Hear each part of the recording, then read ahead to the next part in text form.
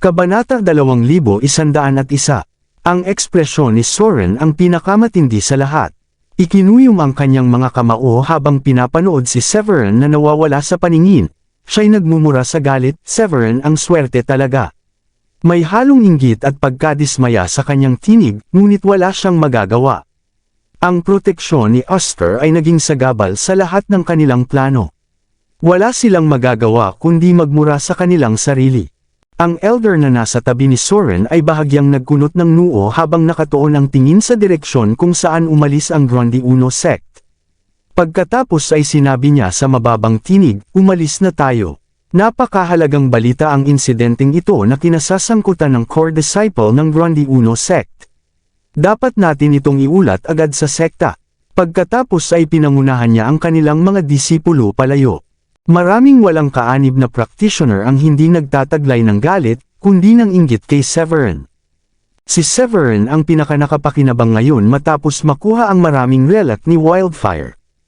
Ang kanyang pangalan ay malapit ng makilala sa buong South Sky. Mabilis na umalis ang mga hindi kaanib na practitioner, habang ang balita tungkol sa nangyari sa guho ni Wildfire ay kumalat, at literal na parang apoy. Hindi nagtagal, halos lahat sa South Sky ay pinag-uusapan ang parehong bagay, ang mga nagawa ni Severin sa pagkuha ng kayamanan at pamana ni Wildfire, pati na rin ang kanyang tagumpay sa pagpatay kay Uzer at pagsugat kay Sean. Sa isang tavern malapit sa Arctic Heights, tumapik ang isang kwentista sa kanyang martilyo at ipinahayag, "Pakinggan ninyo. Ito ang kwento ni Severin, ang ika-6 na core disciple ng Grundy Uno sect, na ang lakas ay nag-iwan sa marami sa pangamba." Matapos ang isang dramatikong paghinto, nagpatuloy siya, "Ang Severin na ito, sabi nila, ay isang henyo na hindi masukat ang kapangyarihan. Nakipaglaban siya sa 2 kalaban, ngunit nanatili siyang matatag at lumabas bilang tagumpay. Siya ay may kalamangan sa labanan kung saan ang kayamanan ang premyo. Nang talunin niya ang kanyang mga kalaban, namangha ang lahat ng mga nakasaksi. Nagdulot ang mga salita ng kwentista ng alon ng pagkabigla at hindi makapaniwala. Hindi maaaring mangyari. Isang level 8 Supreme Saint ang nakatalo sa level 9 Supreme Saint mula sa Dayform sect. Dapat ay isang halimaw si Severin. Nakita ko mismo sa aking mga mata. Wala na silang natirang henyo matapos siyang hampasin ng isang palad lamang. Parang walang katotohanan ang lahat. Nag-alab ang tavern sa mainit na pagtatalo, pinatatag ng mga salita ng kwentista at mabilis na kumalat na mga tsismis. Ang reputasyon ni Severin ay agad na kumalat sa buong komunidad ng practitioner sa South Sky. Habang ang South Sky ay nabalot ng pagkabigla at paghanga, sinalubong ng Grundy Uno sect si Oscar at ang mga bumalik na disipulo. Agad na dumiretso si Severin sa Pearlite Island, at sabik na pag-aralan at pagtagpuin ang pamana na nakuha niya, sapagkat kinakailangan ito ng masusing pagsusuri at pagsasama. Ang iba pang disipulo ay patuloy na abala sa kasiyahan at masigasig na ibinahagi ang kanilang karanasan sa guho. Sa loob ng ilang sandali, kumalat ang balita sa buong sekta, at ang mga nakarinig tungkol sa mga pangyayari ay namangha at hindi makapaniwala. Ang mga nagawa ni Severin sa Paradise Secret Realm ay kumalat ng malawak, at ang halos Diyos na pagpatay niya kay Uzer ay nagpadala ng alon ng pagkabigla sa mga disipulo ng Grundy Uno sect. Agad na nalaman ng lahat ang mga nagawa ni Severin. Habang abala ang ibang miyembro ng sekta sa balitang iyon, isang kakaibang tagpo naman ang naganap sa loob ng isang lihim na silid sa isang espiritual na isla malapit sa Second Mountain. Ang mga sinag ng liwanag ay kumikislap sa umiikot na espiritual na enerhiya, na pumupuno sa bawat sulok ng silid ng mala-espiritual na liwanag. Isang singkit na ulap ng usok at makapal na hamog ang umiikot sa paligid ng isang payat na tao na nakaupo ng cross-legged sa sahig. Nakasuot ng robe, ang katauhan ay may kilay na parang espada, na kumikislap ang mga mata, at mukha na tila sumasalamin sa kabayanihan. Nang buksan ng binata ang kanyang mga mata, isang sinag ng liwanag ang sumabog. Unti-unting hamina ang liwanag sa loob ng silid habang nakatuon sa payat na katawan. Ito ay walang iba kundi si Carl. Nawala ang hamog, at dahan-dahang huminga si Carl habang ngumiti sa kanyang kaakit-akit na mukha. Sa wakas, nagtagumpay, bulong niya, at lumabas ng silid. Paglabas niya, isang disipulo na nagbabantay sa labas ay tila nakaramdam ng kakaiba at lumapit na may nakakaakit na ngiti. Binabati kita sa iyong breakthrough. Kamangha-mangha ang iyong kapangyarihan, at lalo pang magiging matatag ang iyong posisyon bilang unang core disciple ng Grundy Uno sect. Tumango si Carl bilang tugon sa papuri. Huwag kayong mag-alala, ngiti niya, tinitiyak kong maaabot ng lahat sa inyo ang promosyon kung magpakita kayo ng sapat na galing. Lalo pang lumakas ang papuri sa kanya dahil sa kanyang pagsuporta, na tinaguriang siya ang susunod na Supreme Paragon at ang tanging tunay na henyo. Narinig ko na sarado na ang guho ni Wildfire. Nasaan na si Sandy? Tanong ni Carl. Dapat ay babalik na sila, sagot ng isang disipulo. Narinig ko na si sect leader Oscar mismo ang pumunta sa Arctic Heights para kunin sila. Nagulat si Carl at nagtanong, naalala ko ang ilang mahuhusay na individual sa South Sky tulad ni Uzer mula sa Dayform sect, Sean mula sa Gars, at Soren mula sa Pure Void sect. Tahimik na siyang naghintay sa pagdating ni Sandy. Biglang may malakas na ingay sa labas na patuloy na lumalakas. Nagkunot ng noo si Carl at sinalubong ang isang disipulo. Maaari mo bang alamin kung ano ang nangyayari, In? Lumabas si In, ang maliit na disipulo, upang tingnan ang nangyayari at bumalik kaagad. Ang kasabikan sa kanyang mukha ay nagbago na ngayon sa matinding pagkabigla. Naramdaman ni Carl na may mali at nagtanong, alam mo na ba kung ano ang nangyayari? Nakabalik sa sarili si In at nagulat na sinasabi ng mga taong kinausap ko sa labas na pinatay ni Severin si Uzer sa guho. Pinutol din niya ang braso ni Sean. Pero hindi pa iyon ang lahat. Sinasabi rin na nakuha ni Severin ang pamana ni Wildfire at ang pinakamakapangyarihang espiritual na kayamanan. Habang ikinukwento ni In ang kanyang narinig, nagbago ang ekspresyon ni Carl mula sa kuryosidad, sa seryosidad, hanggang sa tuluyang hindi makapaniwala. Inasahan niya ang pagkabigo ni Sandy ngunit hindi ang mabilis na pag-angat ni Severin. Malalakas na personalidad sina Uzer at Sean, ngunit natalo sila ni Severin. Ang balita ay nag-iwan kay Carl na walang masabi, at ang kanyang katahimikan ay nagdulot ng tensyon sa paligid. Ang mabilis na pag-angat ni Severin ay tunay na ikinagulat niya. Si Carl, bilang unang core disciple ng Grundy Uno sect, na pinagpala ng napakalakas na Sky Soil Divine Constitution, at pinaghihinalaang ang muling pagkabuhay ng isang sinaunang practitioner, ay nagulat sa mga pangyayaring naganap. Pinagdadalamati niya ang kabiguan ni Sandy na makuha ang espiritual na kayamanan. Si Severin ay tunay na maswerte sa pagkakaroon ng elite quality na espiritual na kayamanan pati na rin ang pamana ni Wildfire. Maaari siyang ituring na prodigy kahit noong sinaunang panahon. Noong sinaunang panahon sa kanyang nakaraang buhay, ang pagtalo ng prodigy na mas malakas kaysa sa sarili ay isang tagumpay na kakaunti lamang ang makakamit. Habang abala si Carl sa pagproseso ng impormasyon, lumitaw si Sandy sa itaas ng isla, bumalik mula sa Arctic Heights kasama si Oscar at ang iba pa. Bumaba siya sa harap ni Carl at yumuko ng may kahihiyan. Nabigong makuha ang espiritual na kayamanan. Nakaramdam din ng pangamba si Sandy sa sandaling iyon. Ipinagkatiwala sa kanya ni Carl ang Sky Soil Zenith mula sa guho, kaya ang kanyang kabiguan ay tunay na mabigat. Ang kabiguan ay nagdulot ng pagkabalisa, at natakot siya sa posibleng pagwawasto ni Carl sa kanyang pagbabalik sa sekta. Ang katahimikan at nagbabagong emosyon ni Carl ay nagdulot kay Sandy ng maling akala na galit ito. Agad niyang ipinaliwanag, napakabilis talaga ng pag-angat ni Severin. Pinatay niya si Uzer ng Dayform sect at nagdulot ng malubhang pinsala kay Sean. Walang prodigy ang nakayanan siya. Lahat ng pumasok sa guho ay umalis na walang laman dahil maraming mahahalagang kayamanan ang nakuha na ni Severin. Ang pagkapait na naramdaman ni Sandy ay hindi mailarawan ng salita. Siya ang pang-anim sa listahan ng mga prodigy ng Grundy Uno sect, at ang kanyang perfect stage level 8 Supreme Saint attainment ay sapat upang malampasan ang sinumang pumasok sa guho ng mga pambihirang mandirigma na may lakas lampas sa kanilang level. Lalo pang kahanga-hanga ang nagawa ni Severin. Habang siya ay nasa level 7 Supreme Saint, nagawa niyang makapinsala kay Sean. Pagkatapos niyang maabot ang level 8 Supreme Saint, napatay niya si Uzer at naputol ang braso ni Sean. Paano makakaasa si Sandy na makuha ang kayamanan laban sa ganitong kalakas na tao? Ngunit hindi siya sinisi ni Carl. Iwinagayway niya ang kamay at sinabi, ayos lang. Huwag mo munang alalahanin iyon. Huminga si Sandy ng may ginhawa. Nagkutob ang mga mata ni Carl, at dalawang sinag ng liwanag ay unti-unting nawala. Kahit si Sandy ay hindi nakakaalam kung ano ang iniisip ni Carl. Samantala, sa isang isla malapit sa ikatlong bundok, si Spencer, na bagong nakamit ang breakthrough sa Paragon ay nagulat nang marinig ang nagawa ni Severin. Napakabilis ng kanyang kilos. Ang saya ng kanyang breakthrough ay naputol ng balitang iyon, at ang kanyang ekspresyon ay naging seryoso.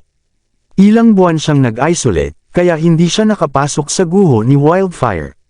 Ngunit nagawa niyang makamit ang breakthrough. Alam niya, gayunpaman, na sina Uzer at Sean ay hindi mga mahihinang tao, sila ay prodigy na kayang lumaban lampas sa kanilang level. Isa si Spencer sa mga maswerte na hindi na-trap sa level 9 Supreme Saint ng matagal. Ang balita tungkol sa pagkamatay ni Uzer sa kamay ni Severin ay nagdulot ng pangit na damdamin kay Spencer. Siya at si Severin ay parehong core disciple at nakatakda na magharap sa darating na torneo ng sekta na gaganapin sa loob ng 2 buwan. Ang laban ay magtatakda ng ranggo ng mga henyo, ang pagiging karapat-dapat sa Starry Sky Battle Space, at matagal ng pangarap ni Spencer na maging leader ng sekta, ngunit ang biglaang pag-usbong ni Severin bilang isang makapangyarihang mandirigma ay nagdulot ng matinding pagkabigla. Habang kumalat ang balita tungkol sa mga pangyayari sa Arctic Heights, isang alon ng kalungkutan at pagkabigla ang dumaan sa mga pangunahing puwersa. Sa loob ng Dayform sect, gayunpaman, ang atmosfera ang pinakatensyonado. Isang nakakapigilang aura ng pagnanais pumatay ang lumalabas mula sa pangunahing bulwagan ng sekta, at nahihirapang huminga ang mga disipulo na naroon. Sa loob ng bulwagan, ang kanilang leader ng sekta, si Jason, ay nakaupo ng seryoso sa pangunahing upuan habang ang deputy sect leader na si John Luca ay nakatabi sa kanya. Dalawang hanay ng mga elders ang pumuno sa natitirang mga upuan sa magkabilang gilid ng mesa. Si Guano ay may kulay abo sa mukha mula sa pagkabigo at galit habang nakatayo sa harap ni Jason at ikinukwento ang nangyari sa Dayform sect sa Arctic Heights. Kahit na bahagyang pinalamutian niya ang kanyang kwento, naiparating pa rin niya ang esensya ng kanilang kahihiyan. Tinipon ni Jason ang pagpupulong matapos niyang malaman ang pagkamatay ng kanyang pinapahalagahang disipulo. Nang halos lahat ng elders ay nakaupo na, sinabi niya sa kanila, pakinggan natin ang inyong opinyon. Nilinis ni John Luca ang kanyang lalamunan. Ang Grundy Uno sect ang nangungunang sekta sa buong South Sky, at ang lakas ni Oscar ay higit sa atin. Sa tingin ko pinakamahusay na maging maingat tayo at huwag magpakita ng labis na aksyon hanggang sa dumating ang pagkakataon para maghiganti sa Starry Sky Battle Space. Sinubukan niyang kunin si Severin sa Sacred Lake noon ngunit nabigo. Ang mabilis na pag-angat ni Severin ay nagdulot ng pagsisisi at pagkabigla. Bukod sa personal niyang paghanga kay Severin, nauunawaan ni John Luca kung saan nakataya ang kanyang katapatan bilang miyembro ng Dayform sect, kaya ang paghihiganti kay Uzer ay mahalaga. Dahil ang Starry Sky Battle Space ay nasa loob lamang ng 2 o 3 buwan, hindi praktikal para sa anumang sekta na makipagdigma sa isa't isa, kaya't iminungkahi niyang panatilihin muna ang status quo. Ngunit ang kanyang mga salita ay agad na tinutulan ng isa sa mga elders, hindi ko tatanggapin ang mungkahing ito. Namumula ang mukha ng elder sa galit. Si Uzer ay ating haligi. Maaaring hindi kasing husay ng ating leader ng sekta ang kanyang talento, ngunit may kakayahan siyang maabot ang ganoong taas sa hinaharap at maaaring maging Royal Paragon pa. Dapat nating hingin ng paghihiganti sa Grundy Uno sect, kung hindi ay hindi natin maipagmamalaki ang ating sarili sa South Sky. Ngumisi si John Luca bilang tugon, at sino sa atin, sabihin ninyo, ang makakatugma sa isang level 8 Royal Paragon gaya ni Oscar. Ang kanyang tanong ay nagpatahimik sa nag-aalborotong bulwagan. Si Oscar ang pinakamalakas na Royal Paragon sa buong South Sky sa sandaling iyon. Kahit ang kasalukuyang leader ng sekta, si Jason, ay nasa level 6 lamang, habang ang deputy niya na si John Luca ay level 5. Kawalang saysay ang haminin si Oscar sa ganitong level. Kahit may babalang iyon, ilang elders ang nanatiling matigas ang loob at nais pa rin maghiganti. Nagkaroon ng mga argumento sa bulwagan, bawat panig ay pilit na pinapaniwala ang iba na ang kanilang piniling hakbang ang pinakamahusay na paraan. Sapat na, iginiit ni Jason, pinatahimik ang lahat sa wakas.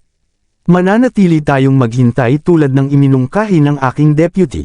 Kapag dumating ang oras na pumasok sa Starry Sky Battle Space, ipapaghiganti ni Simeon ang pagkamatay ni Uzer. Maraming salamat sa lahat ng sumusubaybay.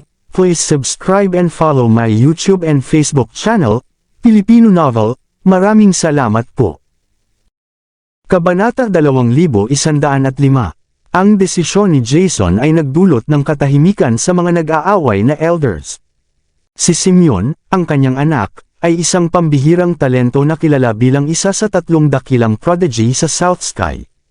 Marami siyang swerte. Sa edad na 5, natuklasan niya ang pamana ng isang dating Lightning Affinity Supreme Saint sa Thunderbolt Transformation Pool at nag-ensayo sa paraan ng 5 Thunderbolt Enlightenment. Sa edad na 8, na-dominate niya ang isang Beast King. Sa kanyang 20 taon, kakagawa lamang niya ng breakthrough sa level ng Paragon, at inilaan ni Jason ang kanyang pag-asa sa kanya bilang tagapagmana. Mula sa pananaw ni Jason, imposibleng maging Paragon si Severin sa ganoong maikling panahon kahit na may kahangahangang talento at nakakuha ng ilang bagong yaman mula sa Wildfire's ruins. Dahil nagpa siya ang Dayform sect na huwag direktang labanan ang Grundy Uno sect dahil natatakot silang mapag-alitan ni Oscar, ang kanilang focus ay lumipat sa Starry Sky Battle Space na malapit ng maganap. Dito, paghihigantihan nila si Uzer at babayaran ang mga pinsalang natamo nila. Samantala, sa loob ng isang training room sa Pearlite Island, nagsaklud si Severin at walang kamalayan na ang Dayform sect ay may listahan ng target laban sa kanya. Kahit hindi niya nakuha ng marami mula sa ruins, ang kakulangan sa dami ay napunan ng kalidad. Maging ito man ay ang pamana ni Wildfire, ang Book of True Void Enlightenment, ang combat technique na Lotus Wildfire, o ang napakagandang spiritual treasure na Sky Soil Zenith, lahat ito ay mga yaman na lampas sa abot ng karaniwang Supreme Saints. Kahit ang mga Paragons ay labis na nagnanais nito. Ang unang layunin ni Severin pagbalik sa sekta ay maintindihan ang Sky Soil Zenith at matutunan ang Sky Soil Heptagold Sword Energy bago lumipat sa Book of True Void. Nakatuon ang kanyang atensyon sa Sky Soil Zenith. Ang palm-sized mountain ay naglalabas ng umaalim-puyong aura na puno ng makapangyarihang kapangyarihan ng mga aral ng pilosopiya. Halos parang bumuo ito ng maliit na mundo para sa sarili nito. Kahit maliit ang anyo, ang presyon na maaaring idulot nito kapag ginamit ay kayang saklawin ng ilang daang milya, at magiging isang sinaunang banal na bundok na bababa mula sa kalangitan. Ang walang hanggang enerhiya nito ay maaaring magdulot ng agarang kamatayan sa kahit anong Supreme Saint. Habang tinitingnan ng kumikislap na Sky Soil Zenith, huminga ng malalim si Severin at pinadaloy ang lahat ng kanyang spiritual power sa kayamanang iyon. Bilang isang elite quality treasure, may sariling will ito at mariing nilalabanan ang pagtatangkang kontrolin ni Severin. Ito ay nanginginig sa kamay ni Severin at tila nagnanais na tumakas. Hindi nag-atubili, inactivate ni Severin ang napakalaking spiritual power sa lahat ng kanyang meridians at umiling, "Tumigil ka." Ang sigaw niya ay bumagsak tulad ng kulog, at ang kanyang perfect stage level 8 Supreme Saint Energy ay bumaha sa buong Pearlite Island.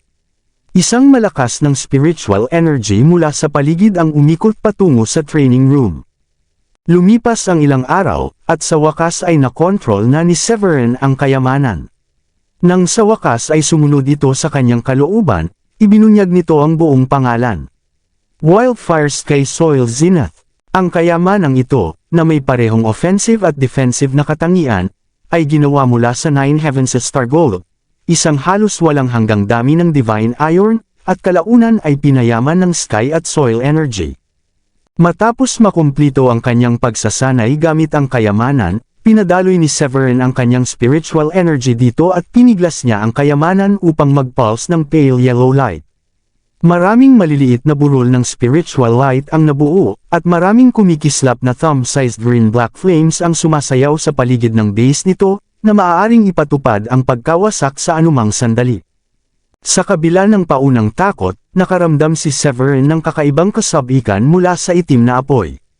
Ito ba ang apoy na kinikilala si Wildfire? Namangha siya sa kapangyarihang ipinapakita ng kayamanan. Kahit isang maliit na kisap nito ay nagdudulot ng hindi maipaliwanag na pag-uga sa kanyang katawan, na parabang ang mga Diyos mismo ang nagpapakulo sa dagat. Matapos subukan ang offensive na anyo ng kayamanan, sinubukan niya ang defensive na kakayahan nito. Sa ilalim ng kanyang kontrol, mga alon ng sky at soil energy ang nagpakita sa maliit na bundok. Napakalakas ng mga ito na ang paglitaw nito ay nagdulot ng mga bitik sa nakapaligid na espasyo at nag-iwan ng malalaking hukay. Isang napakalaking bahagi ng enerhiya ang bumalot sa kanyang ulo at bumuo ng proteksyon na kalasag. Isang dagat ng kapangyarihan mula sa nakapaligid na enerhiya ang dumaloy sa kanya na parang banal na ilog, na pinupuno ang kanyang katawan ng hindi masukat na lakas. Isang matagumpay na tawa ang lumabas sa kanyang labi. Haha, kaya ko na ngayong makipaglaban sa isang Paragon. Ang kaibahan ng Paragon sa isang Supreme Saint ay nakasalalay sa mastery ng kapangyarihan ng langit at lupa. Isang normal na Supreme Saint, lalo na ang Level 9 Supreme Saint ay mahihirapang kontrolin ang kapangyarihang iyon kahit makakahawak lamang ng bahagya. Sa pagkontrol ni Severin sa Wildfire Sky Soil Zenith, naramdaman niya ang malakas na enerhiya na dumadaloy sa kanya tuwing nakikipag-ugnayan sa kayamanan. Tiwala siya na kaya niyang harapin ang mga Paragons nang hindi natatakot. Naubos ang kanyang kasabikan at napalitan ng bagong focus. Pareho pa rin ang kanyang layunin na gamitin ang Sky Soil Energy upang makabisado ang Sky Soil Heptagold Sword Energy. Kapag nakamit niya ang great success sa teknik na ito, maaari na niyang asahan ang breakthrough sa Level 9 Supreme Saint. Sa pagbuo ng plano sa isip, naupo si Severin ng cross-legged at pumasok sa malalim na estado ng pag-unawa. Pinadaloy niya ang atensyon sa teknik at dahan-daw ang hinila ang enerhiya mula sa Sky Soil Zenith. Ang mga alon ng makapal na sky at soil energy ay sumulong sa kanyang ilong na parang mga dragon na pumapasok sa kuweba. Di nagtagal, isang makapangyarihang sword wheel ang bumalot sa buong silid, na nagbura sa lahat ng nasa loob. Lumipas ang panahon, at ang sword wheel mula kay Severin ay lumakas at kumalat sa Pearlite Island na parang tumataas na alon. Nanatili siya sa estado na iyon ng halos 10 araw, hanggang sa dumating ang malalakas na dagandong at malalakas na hangin sa Pearlite Island. Ang tagpo ay nagdulot ng kilabot sa lahat, at naramdaman ng buong Rondi Uno sect ang nakakabahalang pangyayaring ito saan man sila naruroon. Ano ang nangyayari? Bakit biglang dumilim ang langit? Hindi ba iyon ang direksyon ng Pearlite Island? Sinasabi ba nila na si Severin ay gumagawa ng panibagong breakthrough? Habang ang lahat ay nag-uusap, isang napakalakas na sword wheel ang sumabog mula sa Pearlite Island at tumagos sa kalangitan. Sa isang iglap, ang nakakatakot na itim na ulap na may kasamang kulog ay naglaho sa harap ng sword wheel. Isang madilim na bitak ang naiwan sa kanyang daraanan. Hindi nagtagal, ang aura ng isang Level 9 Supreme Saint ay lumabas mula sa Pearlite Island sa radius na ilang daang milya. Abala si Woolrich at ang mga elders sa pang-aasar kay silin nang maramdaman nila ang malakas na espiritual na enerhiya na bumabalot mula sa loob ng silid. Agad nilang tinanaw at ngumiti ng malapad. Si Felipe, na abala sa isang laro ng chess kasama si Samuel, ay namangha ng malaki. Gas! Napakalakas ng sword wheel na iyon. Maari kaya na si Severin ay gumagawa ng panibagong breakthrough. Nakaramdam si Woolrich ng bahagyang pagkagulat, na sinundan ng ningning ng pagmamalaki sa kanyang mga mata.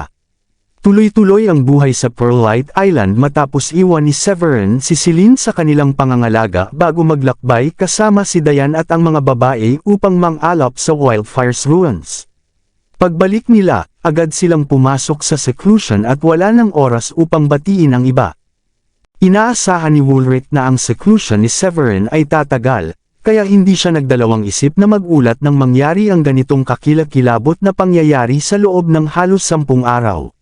Bagamat sanay na sila sa bilis ng tagumpay ni Severin, sa kanyang mabilis na breakthroughs, at sa kanyang kakayahang maglabas ng kakaibang phenomena, ang matinding sword wheel na sumabog mula sa practice room ay nagdulot pa rin ng paghanga sa kanila. Ang espiritual na enerhiya ay naglalaman ng napakatinding lakas ng langit at lupa, kaya tila hindi ito naaabot ng isang normal na Supreme Saint. Lalo na, ang Sword Wheel ay napakalakas na kahit isang level 3 Supreme Saint tulad ni Wulrich ay naramdaman ang panginginig sa kanyang kaluluwa at ang pamumula sa anit. Habang ang mga nasa labas ng silid ay humahanga, huminga ng malalim si Severin habang nakaupo ng cross-legged sa lupa. Dalawang dragon-like na daloy ng enerhiya ang pumapasok at lumalabas sa kanyang ilong sa isang ritmikong paraan.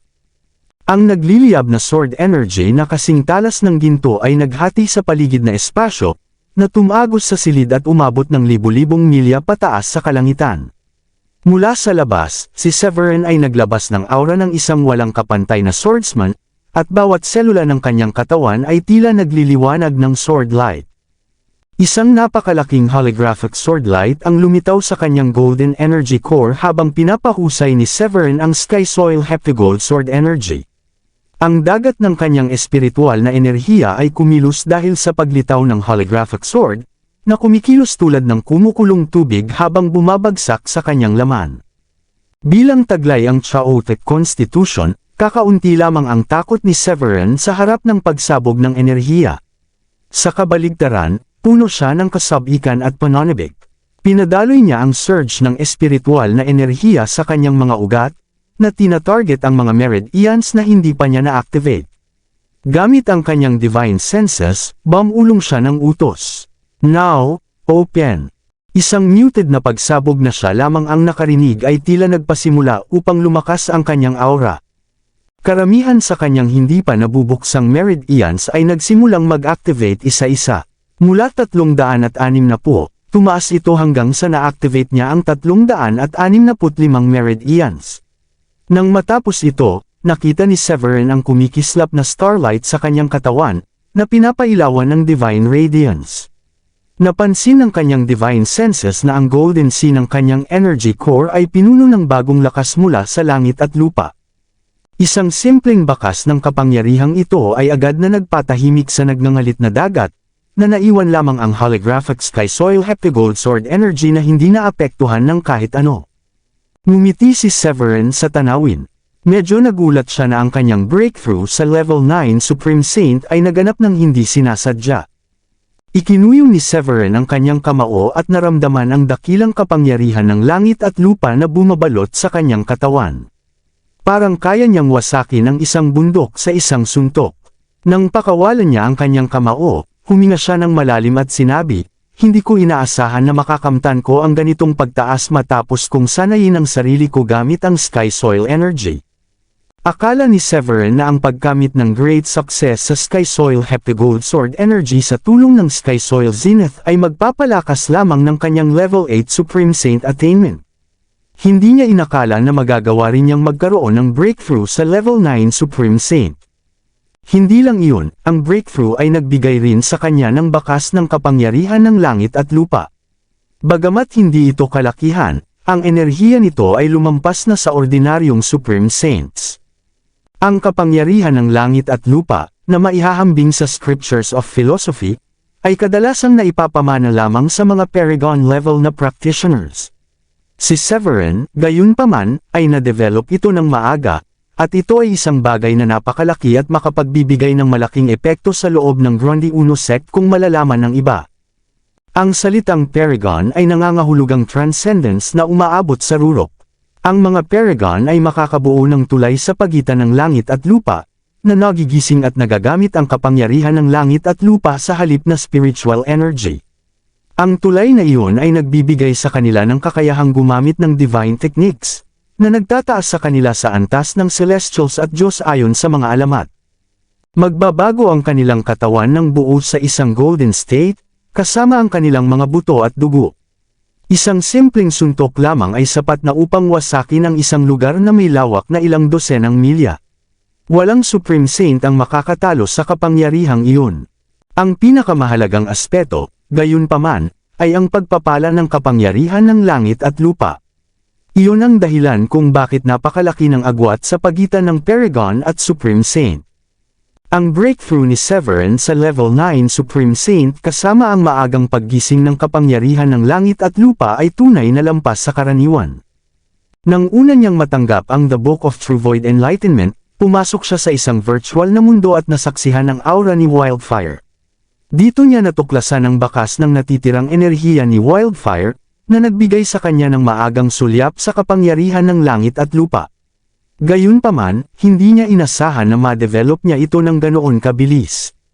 Habang ipinagdiriwang ni Severin ang bagong nabuo niyang kapangyarihan, ang enerhiya mula sa kanyang breakthrough ay kumalat na sa buong Grundy Uno sect. Sa sandaling iyon, bawat disipulo ay tumingin sa langit. Sa loob ng main hall ng 7th Mountain, kakalabas lang ni Miles mula sa kanyang seclusion. Agad siyang tumakbo palabas nang maramdaman ng malakas na aura. Tumawa siya ng buong puso at sinabi, "Tunay kang prodigy, Severin. Hindi pa matagal mula sa huling breakthrough mo, ngunit nakamit mo na agad ang level 9 Supreme Saint." Alam niya ang mga nakamit ni Severin mula sa ruins, ngunit inasahan niyang unti-unting matutunaw ni Severin ang lahat at makakamit lamang ang breakthrough sa level 9 Supreme Saint sa 1 o 2 buwan. Gayunpaman, nakamit ni Severin iyon sa loob lamang ng 10 araw mula nang bumalik sa sekta. Bilang isang swordsman, labis na napansin ni Miles ang natatanging sword wheel na nagmumula sa Pearlite Island. Ang aura nito ay kamangha-mangha at napakalakas ng presyon na halos nakakapanghawa sa sinuman. Kahit ang isang level 9 Paragon tulad ni Miles ay nakaramdam na parabang hinaharap niya ang mismong kakanyahan ng chaotic at sky soil energy nang maramdaman ang sword wheel. Hindi niya maiwasang maramdaman na ang kanyang swordsmanship ay tila nagkukulang sa paghahambing. Matapos masaksihan ang lahat, sigaw niya, "Hindi ba iyon ang sky soil heptagold sword energy na na-train sa stage ng great success?" Lumipad si Miles sa hangin at nakatitig sa Pearlite Island na halatang puno ng excitement. Bilang Pickmaster ng 7th Mountain ng sekta at isang Master Swordsman, alam ni Miles kung gaano kahirap makamit ang mastery sa Sky Soil Heptagold Sword Energy. Kahit siya, nakamtan lamang niya ang small success matapos mag-train ng ilang siglo. Sa kabilang banda, kamakailan lamang natutunan ni Severin ang teknik. Hindi maiwasan ni Miles na maalala ang 2 bola ng Heptagold Energy na ibinigay niya kay Severin matapos itong magkaroon ng breakthrough sa Alchemy Tower. Sa kabuuan, hindi hihigit sa kalahating taon ang pagitan ng panahong iyon. Naalala ni Miles ang kanyang sariling pakikibaka sa Sky Soil Heptagold Sword Energy at napuna ang kanyang inggit kay Severin. Kasabay nito, napaisip siya, ipinagpapalagay ko na ang Sky Soil Zenith ay may napakalawak na imbakan ng Sky at Soil Energy. Hindi niya may kakaila na may bahagyang inggit siya kay Severin. Ang mga kayamanan na nakuha ni Severin mula sa ruins, bagamat kakaunti, ay sapat na upang mapagkagustuhan kahit ng mga Paragon. Maging ito man ay ang Sky Soil Zenith, ang pamana ni Wildfire, o ang Star Grade Combat Exercises at Divine Techniques, kadalasan ay nakalaan lamang sa mga Paragon. Ang Sky Soil Zenith, partikular, ay kayang i-condense ang Sky at Soil Energy. Ginagawa itong perpektong kasangkapan upang mapadali ang refinement ng Sky Soil Heptagold Sword Energy. Hindi na kailangan pang isugal ang buhay upang umakyat sa 9 heavens, kaya't hindi na kailangang harapin ang lahat ng malalakas na hangin at spatial rifts para makuha ang mahalagang enerhiya. Sinumang tao ay may inggit sa ganitong kaginhawaan na hatid ng kayamanan, maging si Miles.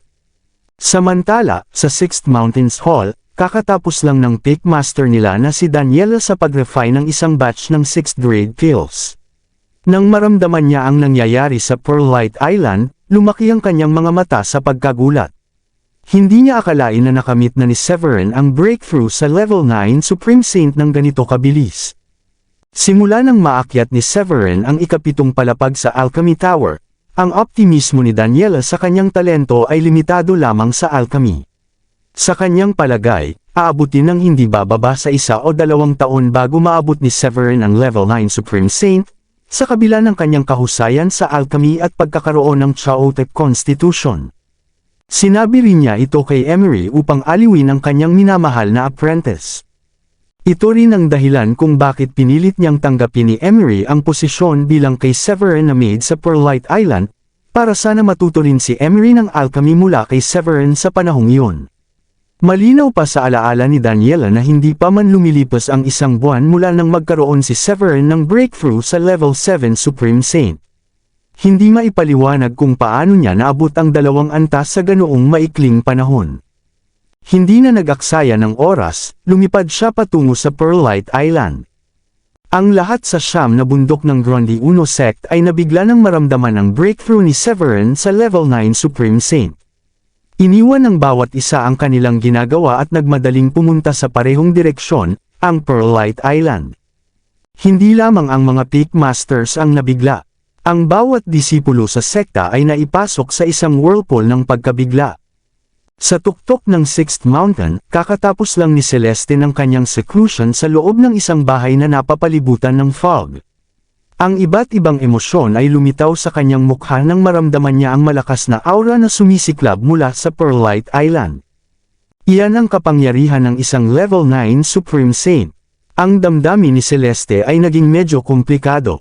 Ang kanyang isip ay bumalik sa panahon ng unang pumasok si Severin sa rangkang list, mga higit kalahating taon na ang nakalipas. Kabanata 2110. Lumakas si Severin mula nang una siyang sumikat. Nakipagsabayan siya sa dalawang prodigy sa ruins, pagkatapos ay naglunsad ng nakamamatay na kontra-atake kay Uzer at nagdulot ng malubhang pinsala kay Sean. Sa huli, ang kanyang pinakabagong tagumpay ay ang breakthrough sa level 9 Supreme Saint ilang sandali lamang ang nakalipas. Para kay Celeste, pakiramdam niya ay parang panaginip ang lahat. Nahihirapan ang ordinaryong Supreme Saints na umusad kahit sa bawat maliit na antas, dahil kailangan nilang buksan ang hindi bababa sa 40 meridians at punuin ito ng espiritual na enerhiya ng langit at lupa bago makausad. Kahit ang mga talentadong elite disciples ay nangangailangan ng maraming taon, na minsan higit sa 10 upang maabot ang ganitong antas. Maraming tao sa sekta ang natigil sa mas mababang antas at mananatili roon sa buong buhay nila. Kadalasan, kailangan ng core disciples ng hindi bababa sa 5 hanggang 6 na taon upang maabot ang level 9 Supreme Saint mula sa level 1, isang halimbawa si Celeste. Ang mas malalakas na core disciples tulad nina Raymond at Carl, na mas mataas sa rangkang, ay nangangailangan ng hindi bababa sa 3 hanggang 4 na taon. Si Severin, sa kabilang banda, ay nakasabay na kay Celeste kahit na pumasok lamang siya sa sekta higit kalahating taon na ang nakalipas. Nakakabigla ang kanyang progreso, at si Celeste ay puno ng halo-halong damdamin. Habang pinagmamasdan niya ang aura ni Severin na pumupuno sa kalangitan, hindi maiwasang maalala ni Celeste ang nangyari sa palasyo sa loob ng ruins. Nais niyang makuha ang pamana ni Wildfire, ngunit ang hindi inaasahang paglabas ni Severin bilang isang makapangyarihang tao ay nag-iwan sa kanya ng isang high-grade na espiritual na kayamanan at ilang normal lamang. Ipinikit niya ang mga mata at napangiti ng mapait. Hindi ko na siguro kailangan pang ikumpara ang sarili ko sa kanya. Ang talento niya sa alchemy ay lampas pa sa kanya, at napakabilis ng kanyang breakthroughs. Wala nang saysay na unawain ang kanyang mga nakamit dahil lumalampas ito sa lahat ng loika. Samantala, sa isang isla malapit sa Fifth Mountain, naghahanda na pumasok sa seclusion si Raymond nang ma-shock sa balita ng breakthrough ni Severin. Lumaki ang kanyang mga mata, at lumiit ang mga pupil, at ang kanyang puso ay umiikot sa gulo ng damdamin. Level 9 Supreme Saint, si Raymond ay tumingin sa direksyon ng Pearlite Island na may halo-halong emosyon. Nasaksihan niya ang pag-angat ni Severin mula noong ipinakita nito ang paghamak sa status ng 6th core disciple hanggang sa unti-unting ipinakita ang lakas na nagresulta sa nakamamanghang pagtalo at pagpatay kay Uzer. Habang pinapalayo niya ang kanyang isip sa mga iniisip na iyon, bulong niya sa sarili, walang duda, isa kang ganap na halimaw at ang pinakadakilang prodigy na nakilala ng ating sekta. Bumantong hininga siya at umikot, pumasok sa kanyang silid na may layuning magkaroon ng breakthrough patungong Paragon bago muling lumabas. Maraming ordinaryong disipulo ang namangha sa nagawa ni Severin. Marahil ito ang ibig sabihin ng tunay na prodigy. Dumarating ang kanyang breakthroughs na parang paghinga lamang. Naalala ko ng malinaw na nag-breakthrough si Severin sa level 7 Supreme Saint noong nakaraang buwan. Paano niya nagawa ang dalawang breakthrough sa loob ng isang buwan? Hindi mo ba alam na nakuha niya ang pamana ni Wildfire? Hindi na nakakagulat na nagawa niya ito. Bakit hindi ako ipinanganak na tulad niya? Nasa level 3 Supreme Saint pa rin ako kahit na mas matagal na akong sumali kaysa sa kanya. Kung ikukumpara sa paghanga at inggit na ipinakita ng mga lalaking disipulo. Si Lumuro, Joreni, marami sa mga babaeng disipulo ay iba ang paraan ng kanilang pagkagiliw. Tulad ng fangirls na obsessed sa isang idol, nakatitig sila sa Pearlite Island na may paghanga at pag-ibig. Sinabi sa akin na nasa 30 lamang si Severin. Nais kong malaman kung may type siya. Napakagwapo niya at sinasabi nilang nakipaglaban siya sa 2 prodigy sa ruins bago pinatay ang isa mula sa Dayform sect na parabang isang laro lamang. Bumilis ang tibok ng aking puso para sa kanya.